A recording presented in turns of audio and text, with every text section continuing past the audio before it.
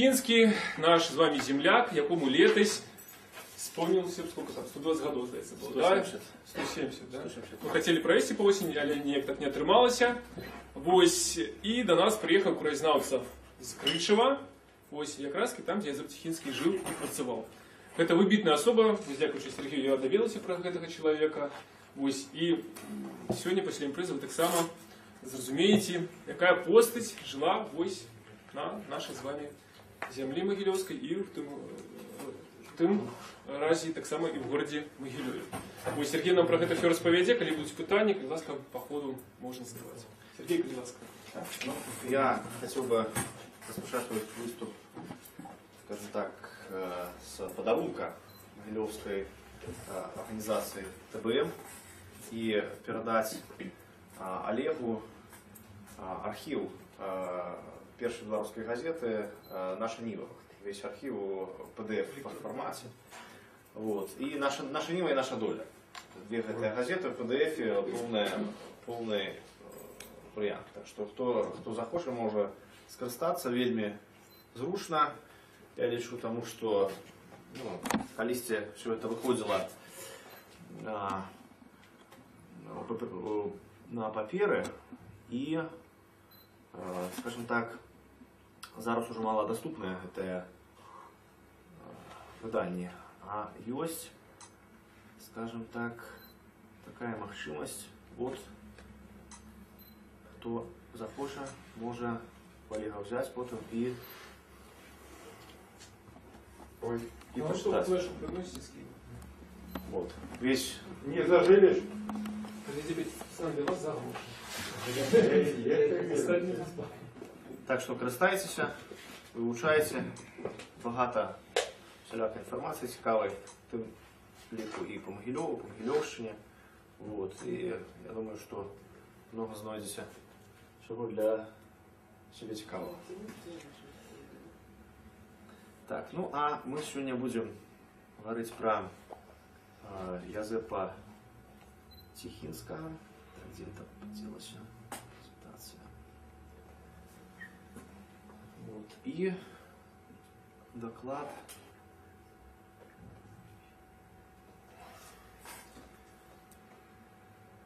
посвящается изучению истории Крышевской земли.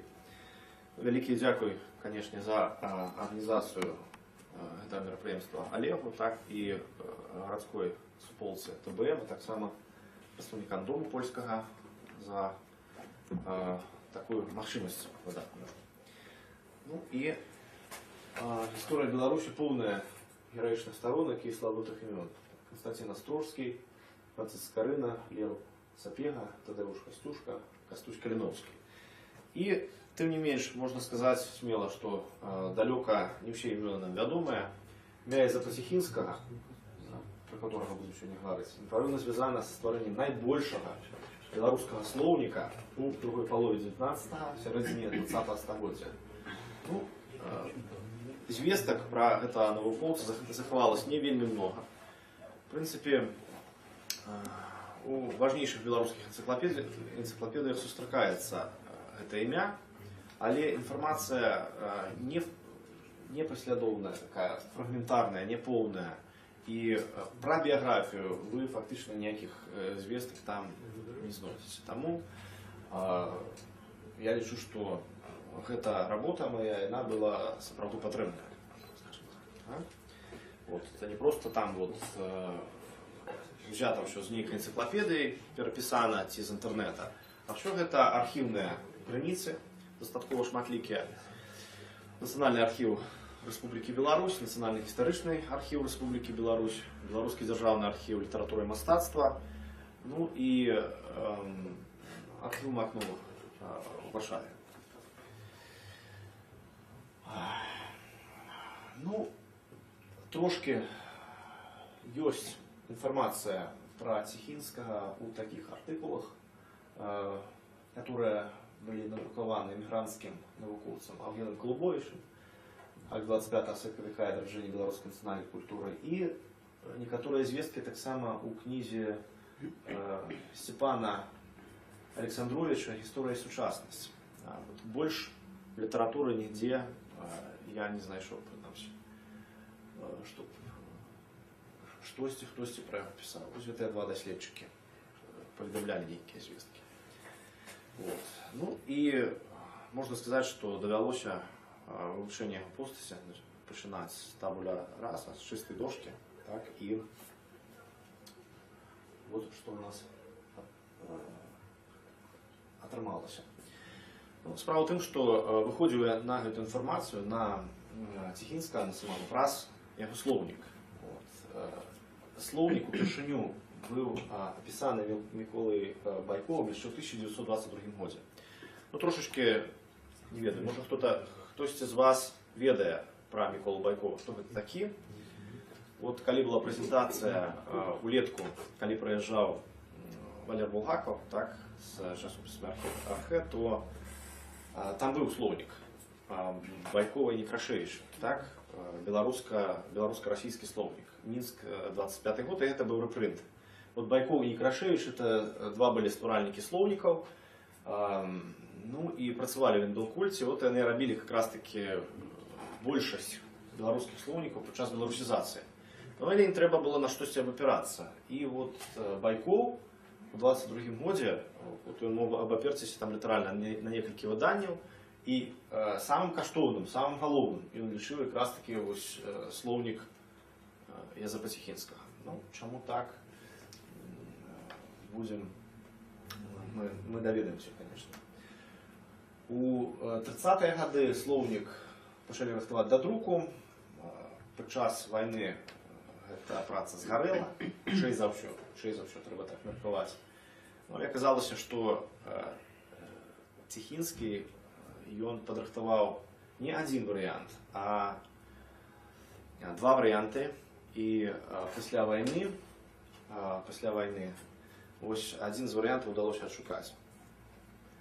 У 1957 годзе ў рукапісным аддзеле бібліятэкі Акадэміі навук Літвы частку рукапіса, гэта 7300 старонак, 10,75% знайшоў беларускі навуковец Александр Вярзбоўскі.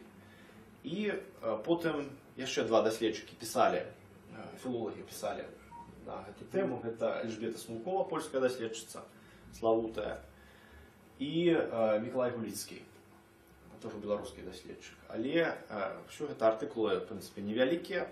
Я Олегу таксама іх скінуў на камп'ютар, можна, калі хто цікавіцца, прачытаць іх. Вот. Гэта артыкулы невялікія, яны ўсю праблему не могуць вычытаць таксама. Да? І слоўнік дагэтуль ён застаецца мала даследаваць. Так? Ну, што такое? Ну, некалькі старонак, так, прысвяціць працы, которая складаецца 7308 з 7308 сторонок. Да? Это просто немагчыма опісаць все ў караценькім артыкуле. Вот. Ціхінскі сам нарадзіўся 28 верасня 1842 года у шляхецкай сям'і на Рагачоўшчыне. Тады гэта быў Рагачоўскі павет Магілёўскай губерніі, а зараз гэта Рагачоўскі раён Гомельскай вобласці. Так? І бацькамі былі Флоріан і Антаніна Ціхінскія. Так? Ну, можете звярнуць увагу, што, скажем так, прозвішчы іх супадаюць. Ён быў Флоріан Ціхінскі, да? А яна была Антаніна Ціхінская. Ну, троюродныя сваякі. Тады гэта дазвалялася, скажем так, у Расійскай імперыі. І чаму так рабілася? Чаму яны там жаніліся адзін з адным? Маёмасная справа, маёмасная адносіна, да? Каб просто не... Маёмасць не пераходзіла ў рукі да іншага роду. Все это, скажем так, з меркантыльнага пункту гледжання ўсё рабілася. Ну і маці будучага навукоўца была уладальніцай спадчына маёнтка Мазалаў. Гэта в аколіцы сучаснага Рагачова. Вот. Там ёсць такая вёска, і зараз ёсць вёска Антушава. Быў касцёл, і вот каля гэта Антушава знаходзіўся гэты маёнтак. Да? Вот. Розніца, справа в тым, што захавалася, знайшоў я метрыку шлюба яго бацькоў 1842 года, Флоріяна і Антаніны. Розніца паміж імі ўсё ж таки была дастаткова значная, ну, хоць па тых часах, можа, так і не адчувалася. Бацьку было 40 гадоў, а маці 26. 26 гадоў. Дастаткова такая сур'ёзная розніца. Бацька быў штабс-капітанам расійскай арміі, а маці, ну, вось яна просто там гаспадаркай займалася, скажем так, гэтым маслам. А вот тут мы бачым метрыку яго нараджэння. Так, это выразка такая, можна сказаць, з гэтага дакумента, так, ну і вот тут вот бачыце напісана Юзеф Чехінскі на польскай мове документ, так, вот тут рассказывается про то, что вот он был охрещенный в римо-католицком костеле в Антуше, вот, бацькі, і хто яго бацькі, ну і так само хто прысутнічаў на яго хросце Чехінскага. Документ на польскай мове, потому что у тыя часы, разумеется, шляхта яна карысталася выключна польскай мовай, так, скажем так, і вельмі ганарылася этим, яна імкнулася максімальна выкарыстоўваць польскую мову ключавую для того, каб адрозніць сябе ад сялян. Сяляне размаўлялі на беларускай мове, так, а шляхта, такая сярэдняя і уладальнікі маёнткаў, конечно, ўжо імкнуліся па-польску размаўляць. Хаця яны вельмі добра ведалі і беларускую мову, конечно. Нам трэба было для чаго выдумаць беларуская мова. Тым жа панам, шарнікам, вот гэтым всем, которые, ну, в принципе, могли без этого обойтись. Правильно, с селянами трэба было размаўляць, так, і ведаць, што там, што селяне там плануюць, какое выступленне ці просто трэба было ім распавесці пра нейкія гаспадарчыя справы, так, і вот эти абшарнікі, там у нас такія просто стэрэатыпы, што яны вот все былі такія споланізаваныя, дрэнныя і гэтак далей, гэтак далей. Вот. Насамрэч, я думаю, што размоўная беларуская мова была, ну, вельмі блізкая, скажем так, да роду. Нават у вельмі багатых людзей. Вот. Ну і што вядома пра маладыя гады Язэпа Чехінскага? То, што ён у 1862-64 годах служыў у Магілёўскай палаце дзяржаўных маёмасцей памочнікам у гаспадарчым аддзеле, маючы чын калежскага рэгістратара. Ну, зараз, конечно, сучасному чалавеку это мало што скажа, но як бы на сучасную мову, калі это перакладаць, то ну, гэта як бы вот, не, это, па-першае, самы нізкі быў клас, да? Усяго ў Расійскай імперыі было 14 класаў гэтых чыноўнікаў, так, і гэта быў 14-й, самы ніжэйшы, который толькі мог быць гэты вот калежскі рэгістратар, так. Ну і толькі пачынаў сваю кар'еру. Вот. І што это за пасада была? Ну нешта вот накшталт землемераў. Яны вот гэтым займаліся, там землеўпарадкаваннем, да, там у маёнтках і гэтак далей, гэтак далей. І вот там нейкія там паперкі перабірал в гэтым аддзеле. Вот. І праз нейкі час атрымаў чарговы ўжо пост. Это быў калежскі губернскі сакратар, 12-й ранг з 14, так. Але хутка трапіў у адстаўку, што было звязана з яго польскім паходжаннем, так. І якраз бачым, што вось гэты 862-864 год на гэты час якраз такі прыходзіцца вельмі вядомая такая падзея. Да? Што за падзея? Паўстанне, так, паўстанне. Вот, адным з кіраўнікоў якога быў Кастусь Каліноўскі. Вот эта рагашоўская шляхта, як зараз становіцца вядомым, яна дастаткова актыўна планавала ўдзельнічаць у паўстанні. Вот, яны збіралі шмат грошай, але не паспелі, скажем так. Іхнія планы былі выкрытыя. Там размяшчалася расійская армія, і наблокавала ўсе іхныя спробы ну, нешта зрабіць, нейкае узброенае такое локальное выступленне организовать. Ну, или тым не менш, ну, нейкія такія спробы былі, штосьці рыхтавалася. І, напрыклад, яшчэ перад паўстаннем рагачоўская шляхта яна звярнулася да вышэйшай улады з просьбай, каб рагачоўскі павет далучылі да літоўскага генерал-губернатарства, дазволілі польскую мову і так далей, і так далей. Вот. Ну, мы павінны разумець, што ўсе беларускія губерніі, так, яны в той час падзяляліся на два генерал-губернатарства. То есть над імі стаялі, да? Літоўскае генерал-губернатарство, в которое ўваходзілі Віленская, Гродзенская і Мінская губернии, вот, и белорусское генерал-губернаторство, в которое выходили Могилевская, Витебская и Смоленская губерния. Так? И вот шляхта как раз таки она не хотела до этого белорусского генерал-губернаторства належать, а вот как раз бы у литовской потрапить. Но это вот, конечно, не справдилось все, и Тихинский попал под раздачу, что называется, так, и был звольнены со службы, что поляков одразу пошли заменять на благонадейных, нават не православных, а выходцев за внутрироссийских губерний, так. Ну а вот эти люди, они пошли что-то шукать тут, и многие из них здесь там прожились при маёнтках.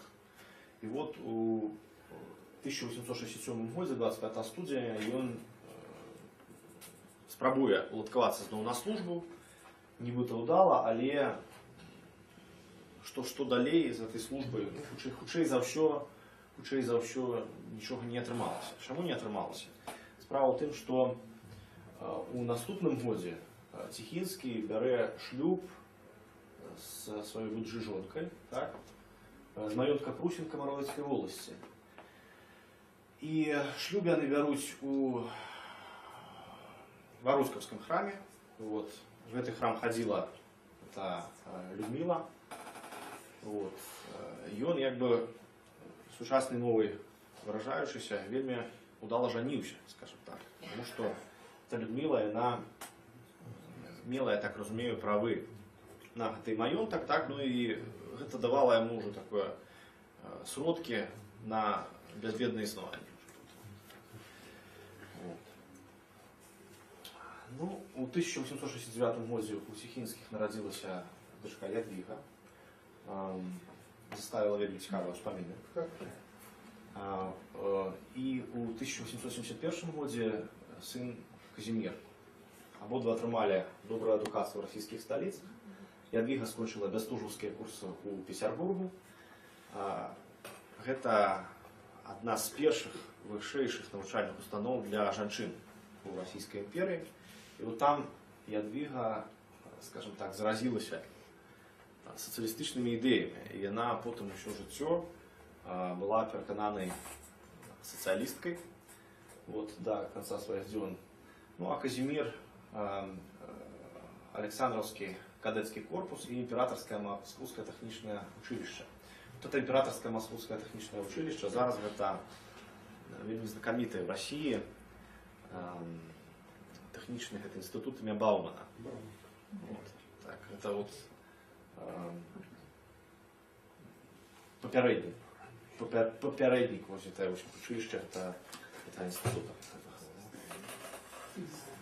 Ну и вот, скажем так, в этом Прусине, в этом маёнтку Язэф Тихинский он распочал работу по створению словника белорусской мовы. И тут трошечки... Нет, вот справа в том, что да, вот у сучасных энциклопедиях, скажем так, вот это, да, там написано, что энциклопедию белорусскую мову, коли открыть, там написано, что Прусин, Костюковецкий район сучасный. Но справа в том, что в регионе есть как бы две зараз на вёскі Прусин. Одна из них в Костюковецком районе, а одна у вот этом Крышевском сучасном районе. Да, и просто ну, люди не разобрались и написали вот не то, что не треба было писать. Это часто, скажем так, здарается. Ну, откуда он ведал? А паветы это какие уже? Вот той Прусін, про который пытались, это Климовецкий павет был, а той Прусін, которым ён працаваў, это Чэркаўскі павет. Это два розных паветы. И зараз это два розных районы. Климовецкий, а той Бонч-Бруевич. Ну, магчыма. Больше это не наша тема. Так. Ну и, скажем так, говорил я уже про то, что Ціхінскі адносіўся да той часткі шляхты, якая ніколі не губляла сувязі з беларускасцю, так? Беларуская мова заўсёды была шляхце патрэбная для чаго? Для размоў з сялянамі, так? Ну і частка шляхты, яна удзельнічае у, скажем так, збіральніцкай дзейнасці, так? Краязнаўчай.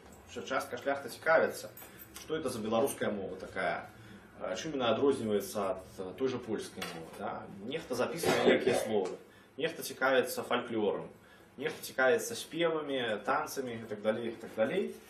Вот. Ну, в прынцыпе, такіх людзей было не вельмі много, скажем так, у той час. Ўсё ж таки, большая частка шляхты, яна паставіла на польскасць. Вот, яны разумелі, што польскасць мае традыцыі, мае і ресурсы, а беларускасць яна толькі заражаецца, да, мы заўсёды выйграем мацнейшы. Скажем так, ну, што ставіць на беларускасць яна лічылі, калі ёсць польскасць, ёсць польская ідэя, ну, моцная, з базай дастаткова сур'ёзнай, ёсць на што выпірацца, скажем так. Таму большасць з іх як бы выбірала польскасць і не дурылі сабе галавы. А частка, скажем так, яна займалася дастаткова сур'ёзна гэтай збіральніцкай дзейнасцю. Вот. В прынцыпе, гэта былі людзі, скажем так, вельмі цікавыя. І я ўзяў успаміны, тут трошки мы адхілімся ад тэмы, быў такі абшарнік з Клімавецкага павета, Кароль Барасович. Я знаю, што успаміны, вельмі цікавыя успаміны. Вот што ён піша про гэтых людзей, про гэтых вот памешчыкаў, про гэтых абшарнікаў і про іхныя думкі, чым яны жылі і што яны думалі про Беларусь, про Польшчу. Вот это піша Барасович. Беларускі люд, заняты цяжкой штодзённай працай па здабыванні хлеба, не мог вылучыць са свайго асяроддзя барацьбітоў за нацыянальнае адраджэнне. Затое заслугі мясцовага польскага элемента, асабліва ў гісторыі беларускай пісьмовасці, велізарныя. Палякі ў сваіх выказаннях падкрэслівалі, што беларускі народ, як і кожны іншы, мае права на незалежнае нацыянальнае развіццё. Бачачы ўсё больш глыбокую русіфікацыю края праз праваслаўную царкву, пасля знішчэння беларускай народнай царквы уніяцкай, праз школу і службу ў арміі, жменька польскай інтэлігенцыі імкнулася да стварэння беларускага нацыянальнага руху. Ну і канчатковая іх мэта была якая? Уратаваць Беларусь ад саюзу з брацкай дзяржавай, вот, і падрыхтаваць яе да саюзу з Польшчай, у федэрацыі, скажем так. Да? Яны лічылі, што Беларусь яна павінна быць у нейкіх такіх федэратыўных адносінах з Польшчай, федэратыўнай адзінкай. Да? Вот, ну, як федэрацыя была вот калісьці Рэч Паспалітая, да? Рэч Паспалітая это была федэрацыя Польшчы і ВКР. Ну і таксама ён далей піша, Кароль Барасович. Пасля прыліву заўсёды надыходзіць адліў і наадварот. Мора аддае зямлі тое, што забрала. Я марыў аб спальшчэнні дробнай польскай шляхты, пераважна ўжо з беларушыны, і аб беларушванні тутэйшага люда, ужо ў значнай ступені праз войскую школу зрусіфікаванага. Саюз палякаў і беларусаў для гарманічнага супрацоўніцтва, гаспадарцы і культуры, для агульнага добра краю. Гэта было разам з тым супрадзеянне памкненнем славянафілаў, каб славянскія струмяні зліліся ў расійскім моры. Вот. Такія памкненні былі. Ну і ўсё ж такіх людзей, которые так думали, было не так шмат. І калі хадзілі беларускія вершы, вот піша Барасович, хадзілі толькі вершы часоў старэйшага пакалення, як Тарас на Парнасе, Панскай Грышы, Хрэзьбіна Мацюка, это з Багушевіча, да? Але збольшага дзеля забавы. Значит, да, былі беларускія вершы, асабліва любіла шляхта дудку беларускую, так, вот эту вот книгу, але ну, сур'ёзна это не разглядалася большасцю. Вот, ну і таксама ось Барасович піша, Далей. Шматвекавое польска-беларускае суіснаванне стварыла тып чалавека, які, будучы палякам, па-свойму кахаў Беларусь, альбо, будучы беларусам, кахаў сваю шырэйшую айчыну, польскую рэч паспалітую. Амаль кожны з нас мог сказаць пра сябе роду беларускага, а нацыі польскай. Такі паляка-беларус, што называецца, так? Вот. Ну і другія абшарнікі, напрыклад. Ежа Смаловскі пісаў пра гэта, сам з Магілёўскай губерніі таксама. Увесь мой род беларускага паходжання з Магілёўскай губерніі. Магчыма, толькі ў прадзеда польская мова была родная. Што ж з'яўляецца маёй айчынай? Польшча ці Беларусь? І хто я? Паляк ці беларус? Я паляк па культуры і па мове. Я каталік, але не жыву ў Польшчы. Маю пэўныя абавязкі ў адносінах да краю, дзе нарадзіўся, і людзі, сярод якіх я жыву, мне больш блізкія, чым палякі. Значыць, вот як бы ў кніжках, калі ў нас пішуць палякі, так, то мы павінны разумець, што это былі мясцовыя палякі, да, которые адрозніваліся у значнай ступені ад тых палякаў, которые былі ў Польшчы, так. І вот гэта адрозненне, яно для іх было вельмі такое значнае і істотнае, так. Вот. Ну і вот адным з такіх людзей быў Язэп Ціхінскі, так, ён на памежжу культур. З аднаго боку паляк, а з другого боку беларус. І гэта быў такі дастаткова распаўсюджаны тып чалавека ў той час, да? І вот ён пачынае збіраць матэрыялы для свайго слоўніка. Ну, адкуль ён мог взять гэтыя матэрыялы? Давайте подумаем, адкуль все это бралося? С асяроддзя, з вёскі, правильно. Так, ён чуў тое, што гаварылі сяляне, так. В аперацыі мог, канешне, шмат на што. Тое, што гаварылі сяляне, мешчане, шляхта, так. Вот он это все чуў і записывал на карткі. Вот. Для того, каб стварыць слоўнік, у тыя часы, зараз як бы ўсё спрашчае камп'ютар, да? Набіраеш на камп'ютары. Вот, у тыя часы компьютера уже не было. И рабіліся такие специальные картки. На картку записывается слово, там специальная система помет, отсылок до іншых карток и так далее, и так далее. Вельми такая працаёмкая, и это растлумачили специалисты праца. И вот эти все картки, они складываются у скрынки, и потом уже с этих скрынок пошла переписка у шитки. Ну и, скажем так, проглядели мы некалькі сот сторонок з гэтага словніка, сторонок 600 я асабіста проглядзеў, так, ну и так само это Ірына Дудко, філолог з Мінска, которая писала філалагічную частку артыкула, и она пришла до высновы, что Ціхінскі, он был как бы таким самоуком, он не имел адукации филологичной, да, и ну, просто вот самоадукацией занимался, здесь брал некие книжки, нечто читал, и тем не менш, вот как бы цікавасць да гэтай вельмі складанай, скажем так, працы, она не згасала ўсё жыццё.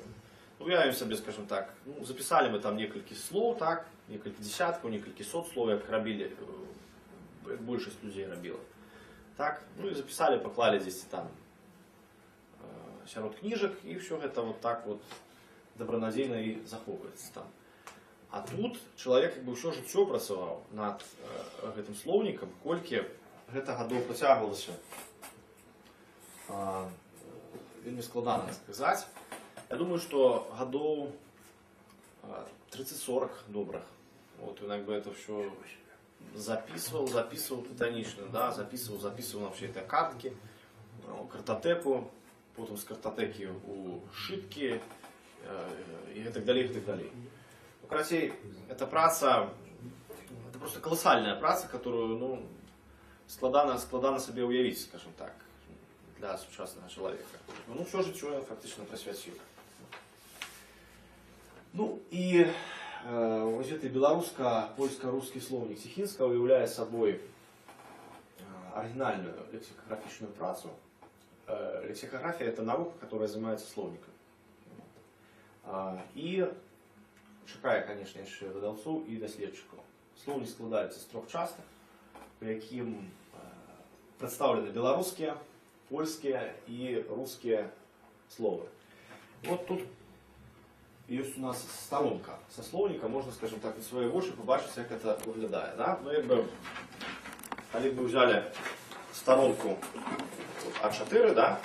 Він її ділив на дві частки і записував якби одну частку, а потім другу частку. Да? Бачимо, що тут умовно делится на две частки. Так? І от кожна частка ще на дві частки. Да? Тут от іде білоруський варіант. От він передавав його латинкою. От. Латинка польська і латинка, скажем так, она ну, такая близкая ему, скажем так. Вот. Потому что польская мова для него была родная такая же, как и белорусская мова. И ну, тут проблем для него не возникло, что, какие шрифты використовувалися. Конечно, використовував латинку. Да? Белорусское слово его позначало либо такой вот тушечкой, либо таким крыжиком. Ну и иде латинский вариант, а снизу кириллица. Кирилличный вариант вот тут, да? А потом тут иде, скажем так, такое описание. Вот. И вот это описание, оно самое цікавое, скажем так, потому что ну, якби мы призвичаились от того, что словник это такая ну, абсолютно науковая праца, так? Там ничего лишнего якби не может быть. Вот. А Тихинский, он кожное слово, и он сопровождал такой иллюстрацией. Так, это иллюстрация. Иллюстрация до словникового артикула. И иллюстрация это вельми цікавая, тому що вони ілюструються в переконанні, так, і то, що, скажем так, він думав об тим, що відбувалося в Україні, от він записував, що це словникова ілюстрація. І вони, скажем так, мені вельми особисто подобаються. От він, наприклад, писав, що относины до других народов. Наприклад, то його йдуть в цьому словнику. Жиду, хоч би охрещеному, не можна вірити. Це все в цих ілюстраціях. Ці. А ярмять добре німці вміють. Ці. Трудно москаля від горілки відлучитися. І так далі, і так далі. Да? Потім, наприклад,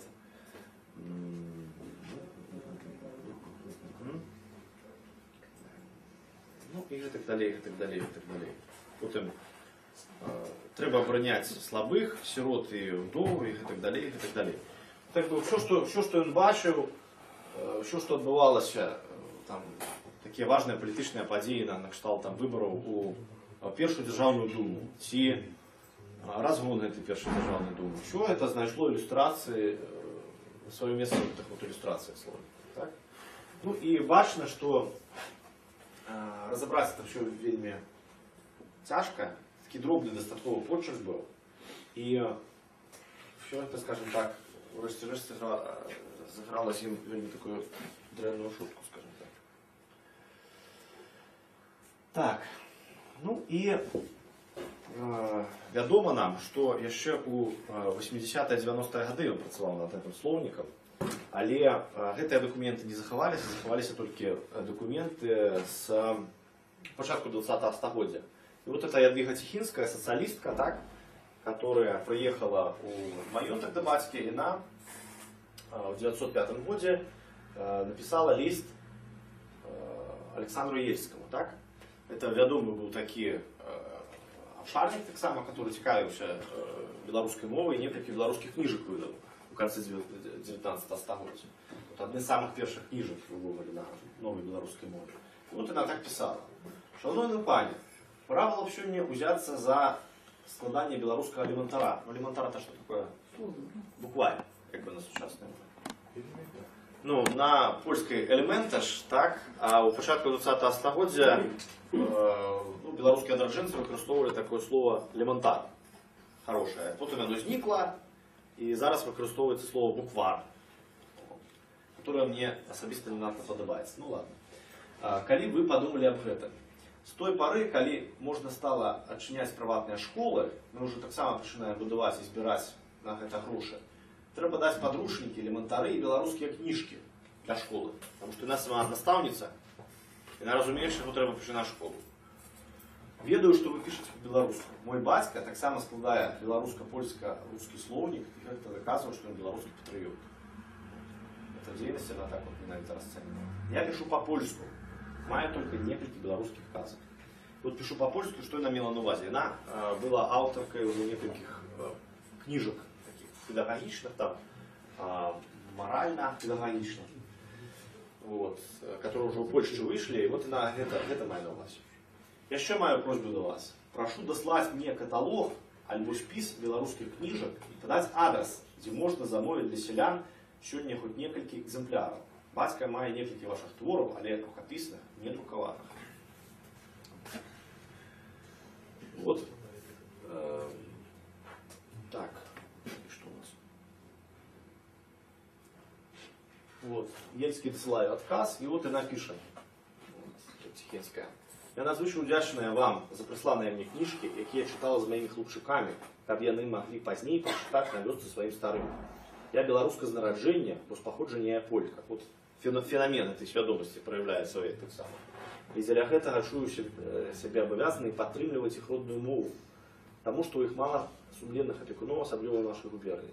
Узімку, дзякуючы маім намаганням, тут паўстае школа, лічу першым абавязкам грамадства пашырэння асветы, якая указвае шлях да дабрабыту і чалавечай годнасці.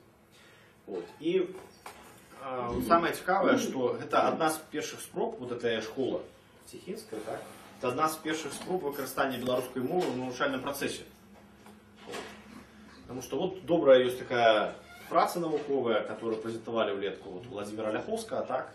Это школьная адукация в час немецкой оккупации, да? Вот там про это белорусская школа распавядается, такая цікавая, але вельмі навуковый текст такі. Вот. И там он пишет, что вот першие белорусские школы такие спробовали заложить там Якуб Колос в 906 году, так? Яшчэ нехта нібыта спрабаваў. А вот тут 905 год, вот это Маюнтек Фрусин, так, и вот она выкарыстоўвае беларускія книжки в навучальном процессе. Ну, и сама школа, вот, которую она организовала, она, конечно же, была с русской мовы навучання, да? Вот, але вот, яна як бы звярнулася до беларускай мовы. Вот, и брала гэтыя недзе книжки и,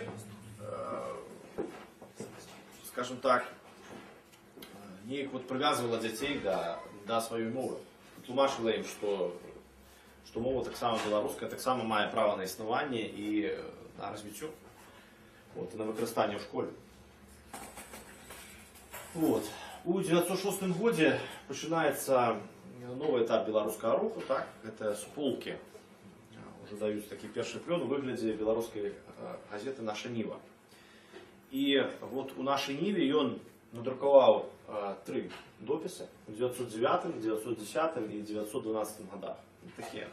Два першых допісы яны такія дастаткова невялікія, а трэці дастаткова значны, дастаткова такі сур'ёзны.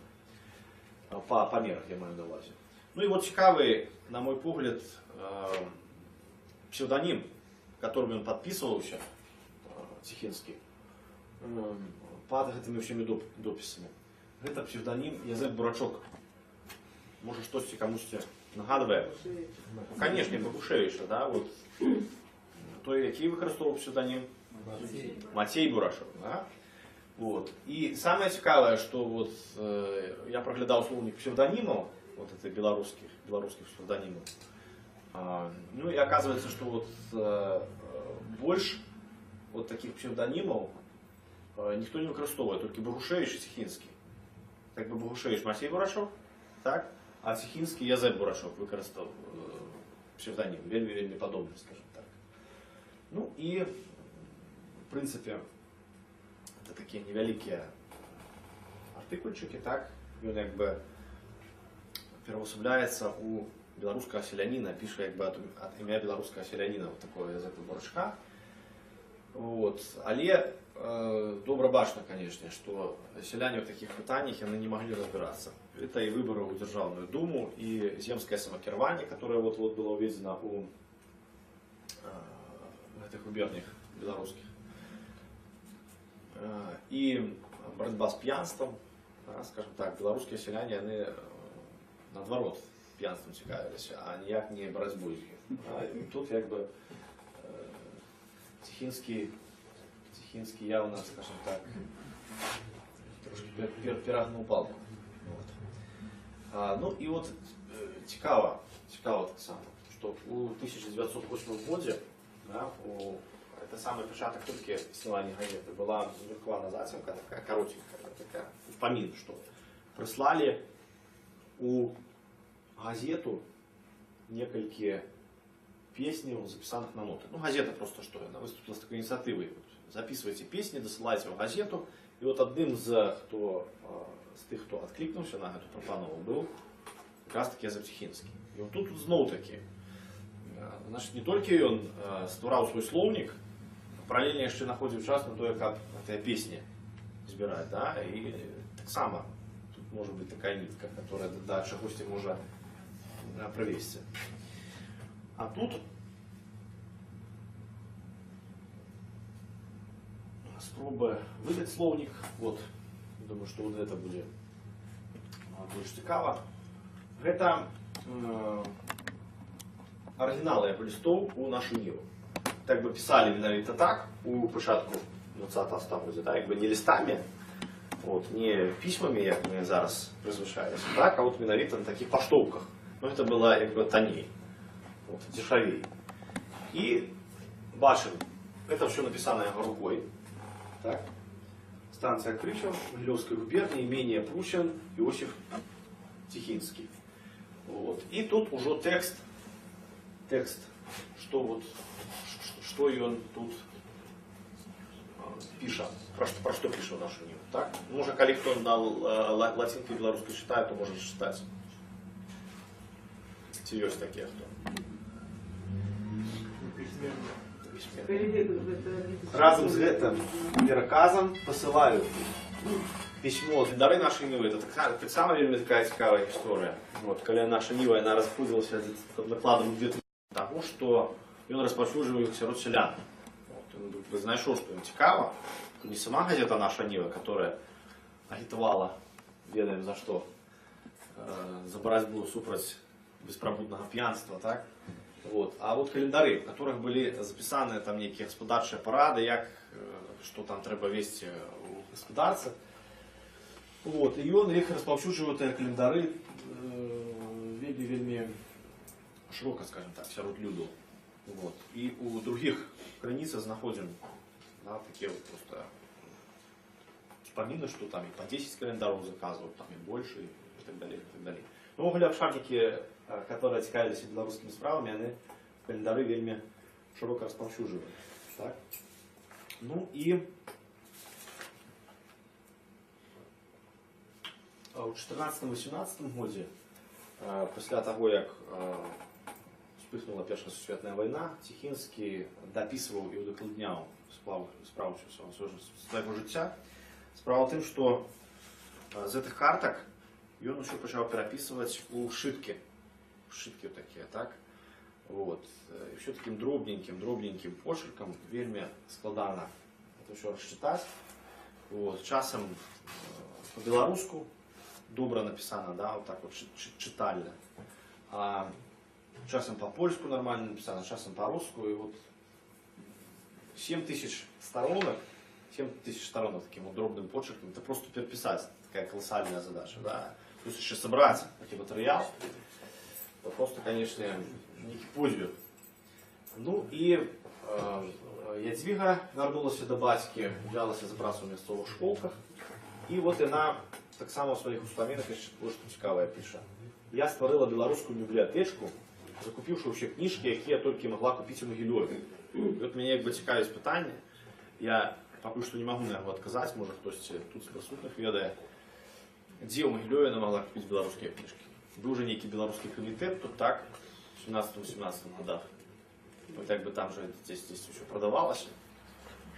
Вот где конкретно? Где были те адресы, по которых она могла эти книжки купить для своей библиотеки в Черкове? Ну а с Тихинским что стало? Вот то, что он переписывал словник, так, по-перше, он был в годах, называется, так, там уже была коля 70 годов, так? І ён згубіў свой зрок, і пасля революции 17 года, ставший беспритульным и додаток сляпым старым человеком. Так? И вот на опошних сторонках этого словника ён пракае Ленина, большевиков за распуск армии и дозвол немцам оккупировать Беларусь. Вот. Как бы памятаем, что все свои это вот словниковые артикулы и он снабжал некими такими злободенными комментариями. Ну и вот в этих комментариях вот так само про Ленина, про большевиков. И вы знаете Дажбовский, который знайшов эти словники, он вот что пишет. З некоторых зауваг автора ясно, что он не зразумел революции, хоть и чекал знищения царизма, засилия чиновников. Это был представник либерально настроенной патриотичной частки интеллигенции, которая не звержалась торговать родиной. Подрознение от большевиков. Вот. У 21 году нехта со своего Тихинского передає вот этой словник у Минск, так, потом створається Белкульт, словник втрапляє в бібліотеку Белкульта, так, а другий варіант, він трапляє у Вільню, у вот этот знаковитый музей Ивана Люцкевича. Вот. И там вот сюда. Ну, Ядвига Тихинская выехала в Польшу, и наша была революционерка, скажем так, племянная социалистка, але то, что отбывалось тут на Радзіміві, она это не могла просто зразуметь, как бы зразумела, что той социализм, который насаждается большевиками, и он ее не подходит, скажем так, под ее переконание. Ну, такие вот короткий эпизод, что она вспоминает, что, вот, скажем так, провели ее в ЧК мясовое, да, чекистов, и там слово за слово, ну и ты чекист кажет Тихинский, что вот, а я тебя возьму да расстреляю зараз. Вот, и она каже, ну вот я ж все змагалась с царизмом, и вы за это меня зараз себя разбираетесь расстреливать. Ну, чекисты, они, скажем так, еще в роль не вошли в той час и выпустили, тем больше, что она... Так, так. Ну, это просто, скажем так, засвоивающие методы работы с насильством. Вот. Вот, тогда еще выпустили, скажем так, и она в Польшу поехала. Там вот она прожила так само вельми долго. Своих социалистичных переконаний она не оставила и померла она после уже другой сусветной войны, пережившей то же Варшавское повстание. Так, в 68 подается году. Вот. И могила вядома, где она находится, и по моей просьбе польские науковцы они знайшли эту могилу на варшавских могилках, такие знаменитые Повонские. Да, цментаж Повонсковский. Ну там есть могила, прожила так само больше там, за 70 годов. У батька родилась. Вот. Ну, а 7 снежня 21 года в СНК БССР был накіраваны доклад академічного центра наркомата освіти, яким відзначаються заслуги перед белорусским народом двух науковців з Могилевщини. Это Евдокима Романова, думаю, ведаете, кто такие, да, вот это.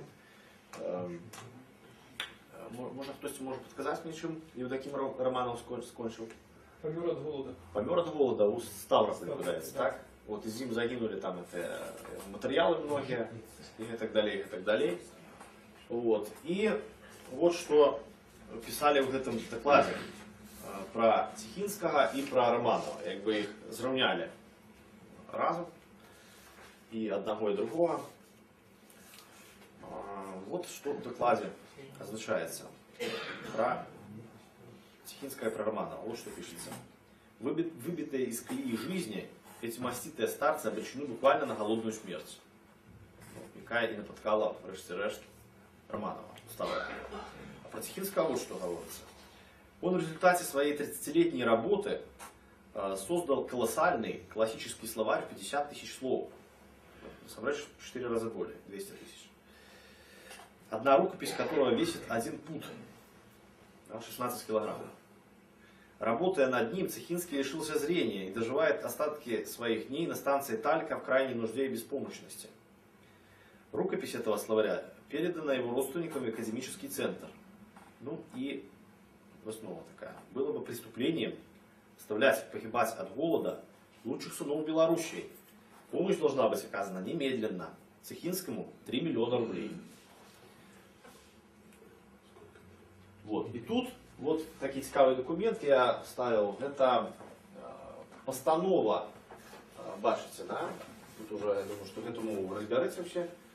Заседание Совета народных комиссаров Социалистической Советской Республики Белоруссии, город Минск, секретарь, 21 января 1922 года. Вот, слушали, постановили об оказании помощи семьям Цехинского и Романова, как имеющим заслуги перед Белоруссией своими научными трудами. Вот, И что вот им полагалось, скажем так. Цехинскому дали пособие помера 1 мільйона рублів. Ну, якби, в той час треба розуміти, що 1 мільйон рублів це не так-то много. Як зараз. Нет, я думаю, что я еще меньше, скажем Ну, так. грошей. Но я думаю, что на 1 мільйон рублів можно было булку хлеба купить. Там, хіба можно было, скажем так. Вот, там. Свою часово дальше не померли с голоду, да? Так. Ну, Романову 4 мільйони чомусь, да? Ну, 4 Вот. Вот. Ну, до Романова те гроші не дійшли, это мы ведаем, так, а что на Цехинского неведомо. Тут вот в этом документе позначено, да, один из запошних документов, который дотычется его лесу, вот, Цехинскому с 1 января сего года с выдачей по городу Минску. Значит, у них была некая информация, что у Минску он хіба десь оказался, уже кто-то его туда привез. Ну, Талька недалеко от Минска, так. У Тальца жил его брат. Вот. Чему он на этой Тальце оказался? Это чугуночная станция, недалеко от Минска, да. Вот. И что такое? Ну и что далее стало, мне до конца не зрозумело. Ну, дочка его пишет в своих успоминах, что которая батьку не забрала з собою. І ввогуле я так розумію, що у них був такий розлад сімейний. От, у Ядвіги з її соціалістичними переконаннями, да, і у її батьки, який був такий от ліберальний, але у деяких питаннях вельми консервативний, скажімо так. І він от революцію не переносив на дух. І, ну, я так розумію, що розлад за це був. Тому що вона от зайнята некой там громадською працею, то уривком, то в ЧК, носится, скажем так, дозволяє там некого, да, а батька там недзе збоку знаходится. И ось яна, скажем так, з'ехала в Польшу в 21 году, а батька застаўся тут. Може не захотел з'їжджати. Чому яна його не забрала? Знову таке питання. Яна нібито з ним переписувалася, і нібито з этой переписки так вот становится зрозумілим, що помер ён на Рогачовщині, там же день народився. Може якби захотів померти менавіта вот на родиме своих продков, да, там, где вырос, там, где пошел на свет. Не зрозумело. Ну и тому эта дата, 22 год, она вельми умовная, и, можно, скажем так, ну, просто мерковать. Та апошнія звестки по этих документах, да, которые вот я вам показал, которые сустракаются. Тому я беру 22 год, а не некий інший. Ну і, скажем так, у гэты час, у другой полові 19-го, початку 20-го стагоддзя, калі жыў Цехінскі, беларусы не мелі устаноў, у якіх бы велася работа по вывучэнню іх мовы і культуры. Ну, але знаходзіліся такія людзі, которые выконывали повязки десятков сучасных супрацоўнікаў, да, збіралі все эти матэрыялы. І вот упершыню, я думаю, что то упершыню ўсё ж таки так здарылася, что беларуская мова, она выступила упершыню як раўнапраўная в этой работе Цехінская, як да рускай, так і да польскай. Потому что, ну, что такое беларуская мова у часы Цехінскага? Не было литературных помнікаў, калі былі, то мало про іх хто ведаў. Так? Вот. Это была селянская такая, селянские оговорки, да? Мало дзе запісаныя. Вот. І трэба ж было дадумацца до того, что вот, беларуская мова, она як бы, может быть равноправной, вот, адносінах до русской и до польской, которые великие мовы были, на которых уже такие литературы были створаны. Да? которой был и Пушкин, и Мицкевич. Вот. Такие недосягальные просто вышения. Вот. Потому что, кто? Вот, коли еще 19 столетие уже, да? Вот, кто мог поставить белорусскую мову в один уровень за польской и за русскую мову? Я не ведаю таких людей. Что Дуніл Марцинкевич, ну, так, писал белорусские творы, так, але там, ну, таки, там по-белорусски селяне размовляют, да, паны по-польску, это там разно послушается. Богданович. Ну, Богданович тоже початок 20 століття, скажем так, это трошки уже другая ситуация. Ну, Богданович там. А Борщевский на российский писал? Борщевский на польском писал. Там альбо польська мова, альбо руська використовувалася, скажімо так. Богушевич так само. От. Є же польська мовна творчість, а є білоруська мовна. Сергей, а там Мицкевич на просярке писал на белорусском. Я не ведал доброй польской мовы. Вот знаки по польской мове в Вильнюсском университете были древние. Я так не думаю. А вы доведаетесь. Поляки его называли своими. Я не думаю, это все мифы, скажем так, такие, что Мицкевич там не ведал польской мовы. Ну використовував, скажем так, некоторые И в слова. Польше не жил коренный. В Познане самовыплыванный сейчас. Это чтобы первая полова не Не, я думаю, что это все-таки мифы, и просто такие перебольшення. Нема ніяких творів, не дійшло до нашого часу. Може і були там некие верши Мицкевича, так? Нема ніяких підтверджень, що він писав на білоруській мові. Нема просто. Вот той же Валер Булгаков в своей книжце пишет, ничего не заховалося, скажем так. В той же час відносини його до білорусу такі, скажем так, ну, трошки грибливая, можно сказать, такая звысока, так вот він відносився. Що хто такі білоруси? Білоруси – це селяни. От як він мог, представник шляхти, да, патриотичный, который марила дрожжение Речи Посполитой в границах 1772 года. Ну да, селяне свои, конечно, но але это все-таки селяне, так? Ну як до их можно на ровных вот относиться? Это ж розное просто узров. А чем лечил себе литвином? И что далей? Что далей? Не, вы разумеете, что литвинизм это як краёвасць. Агульная великая айчына, гэта Рэч Паспаліта, але малая айчына все-таки гэта Літва і Беларусь. Все-таки треба разуметь психологичный погляд того часу. Что такое Литвин? Литвин это, скажем так, не то, что мы, как бы, разумеем под этим термином, да, сучасной вот мовой. Справа в тем, что вообще-то вся шляхта, наша все это...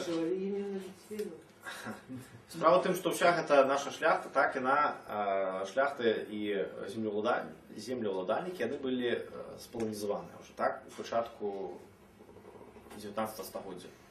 Это справа было уже завершенное, так. И они себе кем отчували? Они отчували себе патриотами Речи Посполитой. Патриотами Речи Посполитой, так. Вот эта держава. Да, мы, конечно, мясцовые, мы, конечно, лепей, чем там те поляки, которые с Польши. Вот. Але все-таки Речь Посполитая. Вот. Да, мы шляхта мясцовая, мы там литвины. Вот. Але, ну, это все равно, но я не ведаю.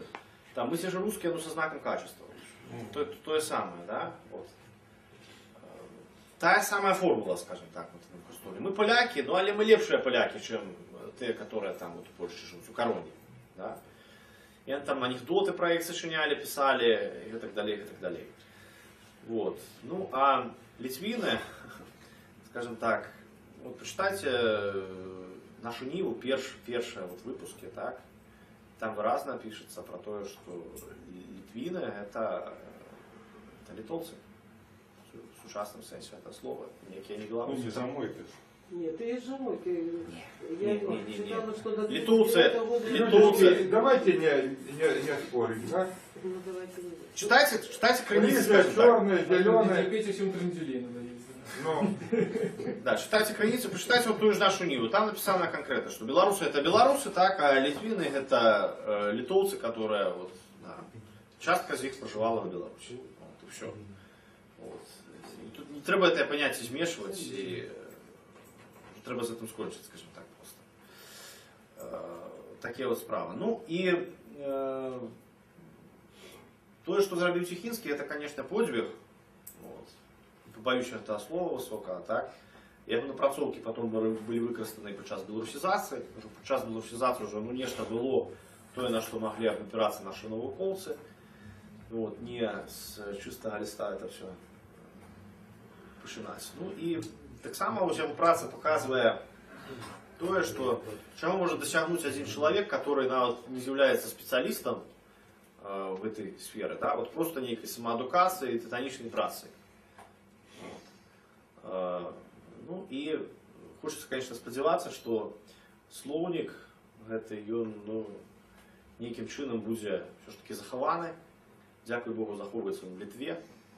Так. Ну і стане доступным для широкой громадскости. Все, дякую за увагу.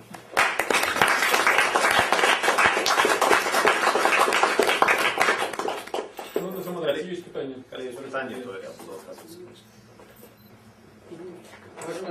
Спасибо большое, очень интересно. Ось наконт Нащадка, ось зараз існують, так? Нащадки? Так. Ну так, ну это вельмі цікава, конечно, справа, тому що нащадки якби вони по двох лініях йшли, так? По мужчинской, ось этой сын його, так? Сын загинув у 19-му году у Москве. Вот. І він був інженером. І як Ядвіга пише у своїх успомінах, це знову таки треба перевіряти, це просто треба час займатися ресурсами. Вот Ядвіга Тихинская пише у своїх успомінах, що праса забору російського називала його русским Эдисоном. Вот это в русских газетах его называли вот русским Эдисоном. Он был некий таленовитый, там, летний читал лекции своим там профессорам в университете, в институте будущего недавно. Да? Але потом он поехал, подчас громадянской войны, поехал в Ростов, некие там очистные вот это збудування, да, там, что там вот, майстровать. И вертался додому, ну и несколько там, з неким ввязавши в спречку, его выкинули на рельсы. Он ударился головой и в Москве помер праз некий час. Ну, и вот я в интернете нашел такие звестки. Я так разумею, что это уже внук вот это Язепа и сын Казимира. Да? Цихинский Казимир Казимирович, 1906 года рождения, поляк, место рождения Москва, вот, член ВКПБ, осужден там к высшей мере наказания, расстрелян в Владивостоке в 1938 году. Вот это внук, как бы отрамовывается. Советская влада всех нашла, выскочек. Вот. Ну, те, которые поехали в Польшу, у Тихинской несколько детей было. Вот. И тут может быть, скажем так, великий навод простор для доследования. Просто треба это все знайти, этих людей, да. Это уже будут справники, але у которых могут быть вельми цікаві фотоздимки, некие документы. Вот здимка ж его так и не знайшли, да? Нет, не удалось его снести. Нигде не было. Вот. Один из фотоздымок, который вот есть, это помника Ядвиги Тихинской на Аполлонсках. Ця Семайна була такою вельми відомою соціалісткою, діячкою соціалістичного руху в Польщі міжвоєнної. От. Вона от вельми відомою. Там була знайома, до речі, з... Ой, була така... Зараз уже вилетіла за голови. Прозвище я тоже Тихинский? Кого? Ядвига Тихинська-Левицька. Как подвойное прозвище, скажем так. Ну, хіба не хотела, как вот это Тихинская забывалась. Вот. Таким вот чином. Ще якісь питання? Ще питання є, як пишеться правильно прозвище у русской транскрипції? Тому що я там бачила... Тихинський, прости. Тихинський. А там я бачила написано через «є». Цехинский. Ну, есть разные варианты, скажем так. Я думаю, что правильный той вариант, который... Очень трудно перенести. Тут варианты либо так, либо так. Так, есть разные варіанти, і я лічу, що треба використовувати той варіант, який використовував сам Цихінський, коли сам писав. Він писав Цихінський, да. Хоча часом Цихінський. Ні, Цихінський, проски, Цихінський. Так. А ім'я якого було у польській транслації? Юзеф. Юзеф Язеп на білоруському. Иосиф Цихинский на русском. Сказать Тихинская, Левицкая, да? Тихинская, Левицкая. А было же, как эсерка писала Едвига Левицкая, она видно писала про ставку, в общем, писать как надо. Это не она, может, Левицкая писала? Не думаю, мне не состругалось. Она была знакомая с многими там діячками, там... А, вот, вспомнил. Такая была вельми знакомитая, коммунистичная такая діячка в Польше, Ванда Василевская. Вот. И которая называла польского орла Бялого Генчева.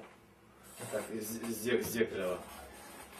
Вот. И справа в том, что у этой Ванды Василевской, у нее так само, у ее мать есть, так само Ванда Василевская, Зеленицких. И вот эта Ванда Василевская, с которой была Тихинская знакома, да, мать этой вот девочки, и народом из Могилева.